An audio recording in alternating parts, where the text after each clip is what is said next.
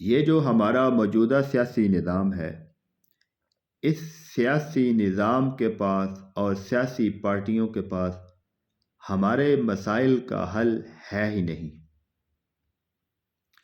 ہمیں چاہیے کہ ہم ان خود غرض، لالچی، نااہل، نالائق، ظالم اور جاہل حکمرانوں سے امیدیں لگانا چھوڑ دیں۔